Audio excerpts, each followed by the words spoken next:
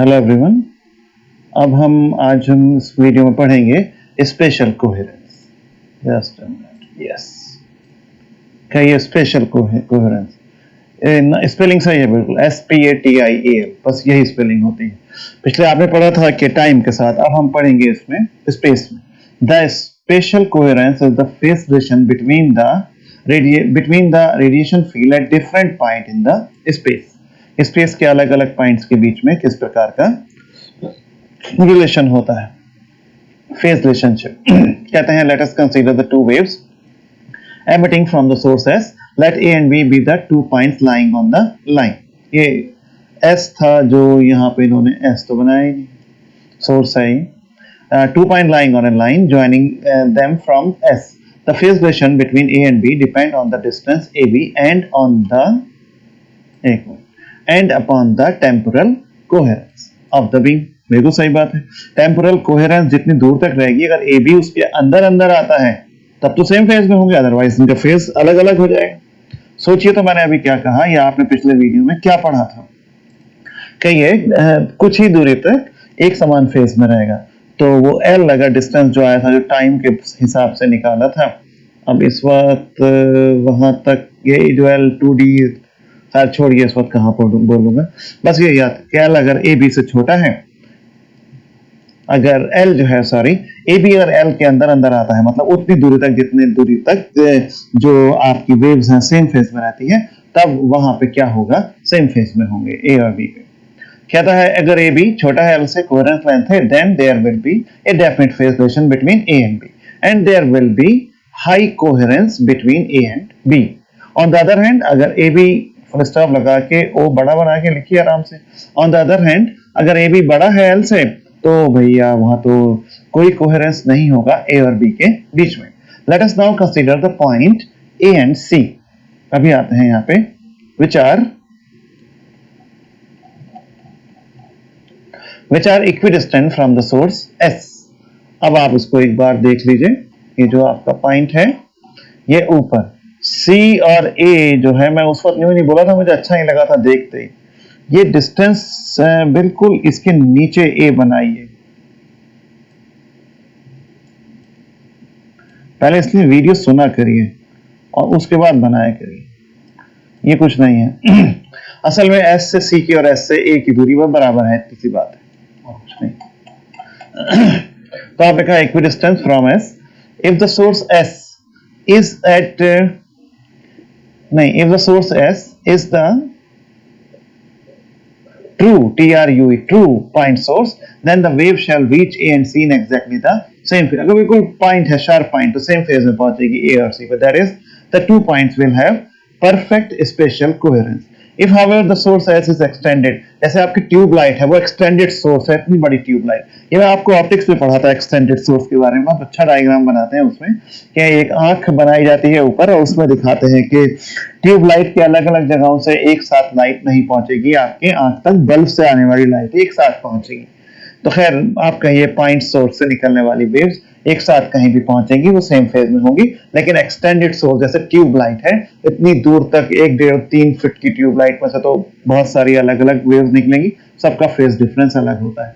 तो source S अगर extended है तो point A and C will no longer remain in the coherence. This may be demonstrated by the Young double slit experiment as shown in the following figure. Light emitted from the narrow slit S is falls on the two slits S1 and S2 placed symmetrically with respect to S. बिल्कुल बराबर दूरी पे, ये और ये बंद मत कर देना यार, वो बंद हो गए, नहीं तो लाइट कैसे निकलेगी। ये बिल्कुल बराबर डिस्टेंस पे है S1 S2 S से। The beam emerging from S1 and S2 have been derived from the same original beam, maintained at a constant phase difference at all point of the screen.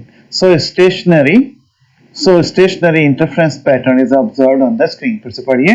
The beam emerging from S1 and S2 have been derived from the same original source. S1 और S2 से जो आगे wave बढ़ रही हैं, इधर भी और इधर भी, ये एक ही सोर्स S से जनरेट हो रही हैं, तो इनका कांस्टेंट फेज डिफरेंस में होंगी और इस वजह से ये सेम स्क्रीन के ऊपर मतलब कांस्टेंट स्टेशनरी कह सकते हैं इंटरफेरेंस पैटर्न जो है वो बनाएंगी। अब इंटरफेरेंस की तो बहुत लंबी कहानी होती है। If width of the slit S is gradually increased, width जो S की है वो धीरे धीरे हम चौड़ा उसे करते चले जाएं, the pattern become poorer and poorer. जो इंटरफ्रेंस आपको नजर आ रहा होगा स्क्रीन पे वो धीरे धीरे कमजोर पड़ता चला जाएगा, समझे आप, क्योंकि वहां पे जो फेस डिफरेंस है वो खराब होने लगेगा.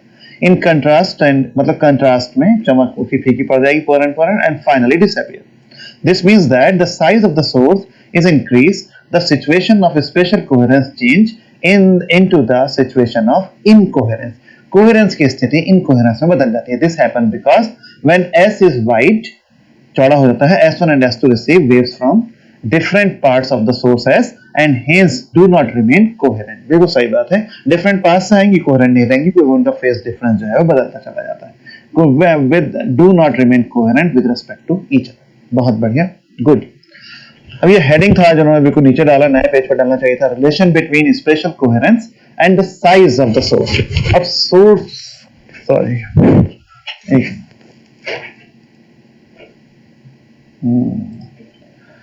Relation between spatial coherence and the size of the source. कहता है an extended source is made up by a large number of point sources. कहता है कि एक्सटेंडेड सोर्स जो है वो कई सारे पॉइंट सोर्सेस को जोड़ के बनाया जा सकता है. Let us consider the case when the young double slit is illuminated by two independent point sources S and S dash at a distance L apart. ये तो वही S1 है जो सोर्स जो अभी ये लेफ्ट में बनाया था, मैंने दोनों तरफ टिक लगाया, फिर मैं S2 पे टिक लगा रहा हूँ, लेफ्ट में ही मैंने लगाया. वहां पे सिर्फ यंग देखिए इसमें रिंग बनाया, वहां पे एक ही था, यहाँ पे सोर्स एक नहीं दो बना दिए ऐसा, तो ये क्या हो गया, एक्सटेंडेड सोर्सेस हो गए. We shall find the minimum value L at which the pattern on the screen would disappear. आखिर कितनी दूरी तक जाऊं मैं कि सामने जो इंटरफेरेंस इस स्क्रीन पे नजर आ रहा है मुझे वो दिखता रहे और एक पर्टिकुलर दूरी पे जाके वो दिखना बंद हो जाएगा. तो वो कम से कम दूरी क्या होगी जिसपे वो खत्म हो जाए. उसके भाई आप बहुत ज्यादा कर देंगे तो नहीं दिखेगा, वो तो दिखना ही नहीं है. तो सबसे कम दूरी कौन सी होगी इस पे वो दिखना बंद होगा. तो बस वहीं पे कहेंगे. इसके बाद जो है वो इसके बाद जो सोर्सेज से वेव्स आ रही हैं वो इनकोहेरेंट हो जाती हैं, उनमें फेज डिफरेंस बदल जाता है. तो the wave from S will reach the point O on the screen via S1 and S2 have zero path difference. S से जाने वाली जो वेव S1 और S2 पे पहुंचेगी, S से दोनों का डिस्टेंस बराबर है तो पाथ डिफरेंस भी जीरो, तो फेज डिफरेंस भी जीरो. याद करो यार, पाथ डिफरेंस बराबर 2 pi upon lambda into phase difference. ऐसे ही होता था एक रिलेशन, आपको मैंने BSc 1 में सिखाया था और मैं आपको ऑप्टिक्स में पिछले साल पढ़ा था 4th सेम में. कहता है हेंस देयर इज ए, अब S जब मैं किसकी बात कर रहा हूं, S से, फिर से पढ़ लीजिए. The wave from S reach the point O on the screen S1 and S2 have zero path. The path बोलिए, अभी तो पाथ की बात कर रहे हैं, तो पाथ डिफरेंस जीरो होगा. अब मैं यहां से बना दूं, यहां से यहां गए, यहां से यहां गए और फिर स्क्रीन तक गए तो चली गई दूरियां बराबर. तो इसलिए पाथ जो डिफरेंस है वो आपका जीरो है. हेंस जब पाथ डिफरेंस जीरो होता है तो O पॉइंट जो है चमकता हुआ नजर आएगा, ब्राइट फ्रिंज नजर आएगी. Now the waves from S dash reaches the point O by S1 and S2, लेकिन इसमें पाथ डिफरेंस बराबर नहीं होगा. आप देखो S डैश से ये गया S1 तक और यहाँ पे गया S2 तक, क्या ये बराबर दूरी चला? नहीं. अगर यहाँ से परपेंडिकुलर डाल दूं ये, तो ये डिस्टेंस तो बराबर है, ये कितना डिस्टेंस एक्स्ट्रा चला, कहिए ये वाला जो डिस्टेंस है KS2, ये K और ये S2, ये डिस्टेंस बराबर इतना डिस्टेंस एक्स्ट्रा मूव करें. अब मैं इसको हटा देता हूं. ये अब आप फिगर में देखो KS2 डिस्टेंस ये एक्स्ट्रा चल रही है वे.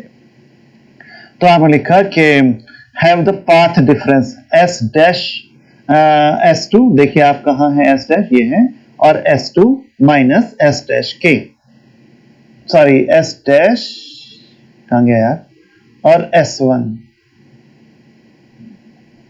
क्या क्या लिख रहे हैं भाई, S डैश S2, ठीक है, minus S dash S2 minus S dash S1, ठीक है. S डैश S2 मतलब ये यहां से और यहां तक का डिस्टेंस माइनस यहां फिर S डैश पे निशान और S1, ये दोनों बराबर नहीं है, इसमें कितने का डिफरेंस है, KS2 का। तो ये KS2 कहिए ये दूरी और ये दूरी बराबर नहीं है, पिछले केस में बराबर थी जब S से आए थे, इनमें कितने का फर्क आ गया, कहिए इतना डिस्टेंस एक्स्ट्रा। बस अब मैं बात बोल दिया, अब नहीं बोलूंगा। Clearly, we shall obtain the dark fringe at O due to S dash when KS2 जब पाथ डिफरेंस लैम्डा बाई 2 का मल्टीपल होता है तो वहां पे ब्राइट नहीं डार्क फ्रिंज होती है। इसे याद करिए भाई, नहीं तो मैं आपको पिछले साल ऑप्टिक्स में बहुत जोरदार पढ़ा था। Where lambda is the wavelength of the light, when this is the case, the maxima of interference pattern due to S will fall on the minima due to S dash, so the fringe would disappear. अब मान लीजिए ऐसा हो जाए कि when this is the case, जब O point पे उस पहले के कारण ब्राइट था, दूसरे के कारण कितना हो गया, वहां पे डार्क फ्रिंज मिल गई, तो इस प्रकार इंटरफ्रेंस जो है गायब हो जाएगा, तो सो फ्रिंजेस जो हैं वो डिसअपियर हो जाएंगे। नाउ इस ट्राइंगल में आइए कि S1 S2 में सोचिए कि S1 S2 में ये एंगल तो 90 का है, ये थीटा है, तो आधार कौन सा हो गया, KS1, ये बेस है, छोटे के सामने वाला परपेंडिकुलर और जो रह गया वो हाइपोटेनियस।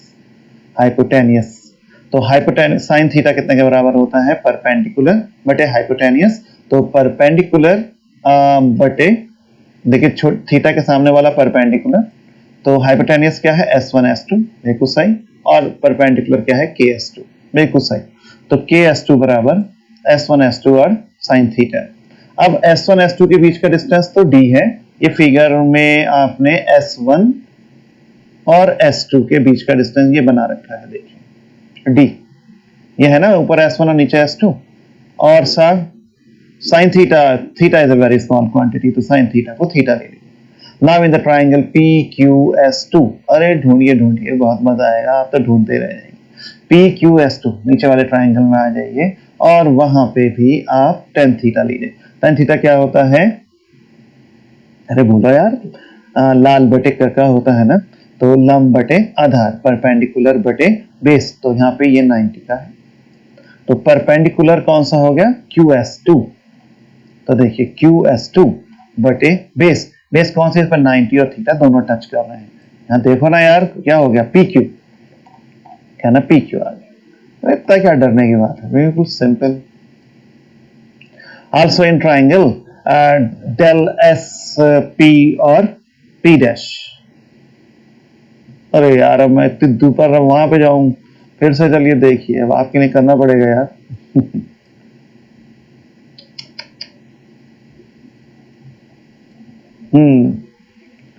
कहते हैं कि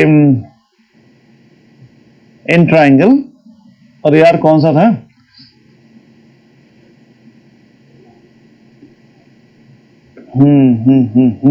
ठीक, मैं भूल गया भाई।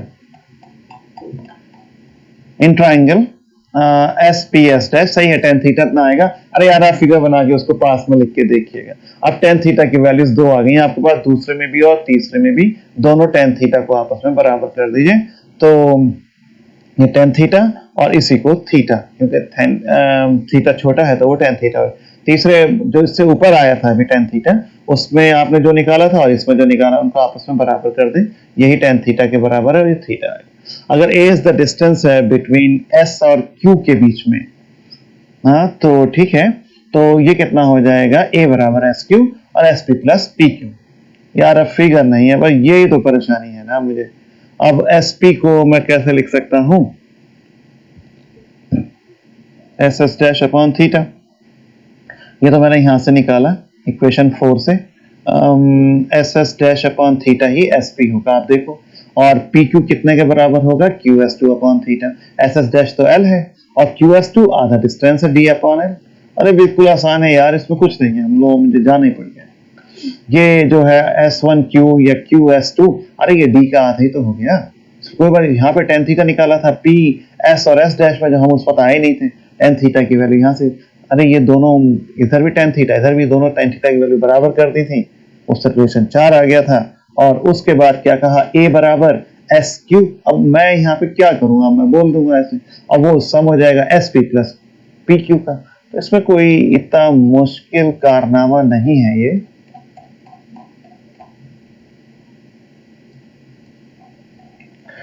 तो बस यहाँ से आपने थीटा कॉमन लिया, इतना आ गया, थीटा इधर ले जाइए, ए को नीचे ले जाइए, तो L plus D by two upon A है, बहुत ही खराब वे में लिखा हुआ है ये, आप सही से लिखना theta equivalents to L plus D by two upon A. Now फिर से फ्रॉम वन डैश के एस टू डी थीटा, अभी इक्वेशन वन डैश में था, और वहां पे थीटा की वैल्यू डाल दीजिए और एज्यूम करिए कि जो एल है, ये जो लेंथ आपने मानी है, ये डी बाई टू से बहुत ज्यादा बड़ी है। सो के एस टू जो है, ये अगर लेंथ बहुत ज्यादा बड़ी है डी बाई टू से, तो वह एल ले लेंगे, तो एल डी अपॉन ए उसको हम छोड़ देंगे, लेट है ये, सब लेट फैटी है ये। इक्वेशन नंबर वन में आपने, अब इक्वेशन वन तो आपकी बहुत पीछे चली गई, वहां के एस टू बराबर लैम्डा बाई टू लिखा हुआ है रिलेशन वन में। चलो यार, अब आप कहोगे पता नहीं कहाँ है कहाँ है कहाँ है चलिए पहले मैं टाइम देख लूं, और ये टाइम हो रहा है, तो ये है ना यार, वन में देखो लिखा हुआ था, यकीन करा करो आप मेरी बात कर, तो वो तो सब लिखा हुआ है, कुछ गलती नहीं होगी। तो बस लैम्डा बाई टू, इससे आप एल निकाल लीजिए यहाँ से क्रॉस मल्टीप्लाई करके। From this it is clear that if we illuminate the double slit with the extended source whose linear dimension exceed, अगर lambda A upon two D से ज्यादा होगी, कोई इंटरफ्रेंस पैटर्न अपीयर नहीं होगा। आपने तो बनाया ही था सारी कहानी, जब एक मैक्सिमा को डार्क और ब्राइट फ्रिंज को आपस में एक साथ करके नो इंटरफ्रेंस आया था, तो उससे ही निकाला। तो एल अगर लंबाई इतनी है दोनों सोर्सेस के बीच में, तो आपको कुछ भी अपीयर नहीं होगा स्क्रीन पे। If extended source S S dash subtend an angle alpha to the theta, then tan alpha बराबर अप्रोक्सीमेटली अल्फा कह दीजिए, और टेन अल्फा कितने के बराबर आ जाएगा, एल अपॉन ए के। अब आप कहें ये कहां से आएगा, अरे ये भी ला देगी यार। अब आइए फिर से ऊपर, यहाँ पे देखिए टेन अल्फा एल अपॉन ए, एल आपका ये है जो एंगल इन्होंने भी माना है ना, क्या लैंग्वेज थी कि आप ऐसे कहिए कि if the extended source S S dash subtend an angle alpha, कहां पे डालता है, क्यू पॉइंट के ऊपर। अगर ये, अब मैं कैसे बनाऊं, यहाँ पे ऐसे करके बना दूं, तो ये एस एस डैश अगर ये अल्फा एंगल डालता है, तो टेन अल्फा कितने के बराबर निकल आएगा, टेन अल्फा होगा लंब परपेंडिकुलर बटे बेस। तो अगर यहाँ पे ये अल्फा है, एस एस डैश ने अगर क्यू पे अल्फा एंगल डाला, तो टेन अल्फा एल अपॉन ए, इसमें कोई इतनी बड़ी बात नहीं थी, आप खुद भी लिख सकते थे। तो tan alpha is equal to, तो इक्वेशन 5 में हम ऐसे लिख सकते हैं, कैसे लिख सकते हैं, डी इज इक्वल टू, वहां पे कितना था, lambda A upon to alpha था, तो एल अपॉन ये वाला ए नीचे ले जाइए इसके, तो यहाँ पे अल्फा बन जाएगा। ये बहुत मुश्किल बन गया क्योंकि जबरदस्ती का एक अल्फा बना लिया, जो कि सोर्स जो है वो सेंटर पॉइंट पे एंगल सबटेंड कर रहा है। The term lambda upon alpha is known as lateral spatial coherence width, हो सकता है एग्जाम में ये लिख कर आ जाए, इसका निकालिए, लेटरल स्पेशल कोहेरेंट विद निकालिए। We now conclude that to obtain the good interference pattern with young double slit, the separation between the slit S1 and S2 should be kept as much small, kept much less than the coherence width. Coherence with जो ऊपर आई है ये उससे कम ही होना चाहिए हर हाल में, value S1 S2 के बीच की डिस्टेंस, नहीं तो आपको साफ सुथरा पैटर्न नहीं मिलेगा, वो डिसअपीयर हो जाएगा। That's all for this unit third। अगले में हम पढ़ेंगे नई यूनिट, और इसमें सबसे बढ़िया रमन इफेक्ट। मन तो मेरा अभी पढ़ाने को कर रहा है, और मैं थ्रिल्ड होता हूँ जब रमन इफेक्ट पढ़ाता हूँ, क्योंकि किसी इंडियन साइंटिस्ट को पढ़ाना एक अलग ही बात है और पढ़ना। ओके।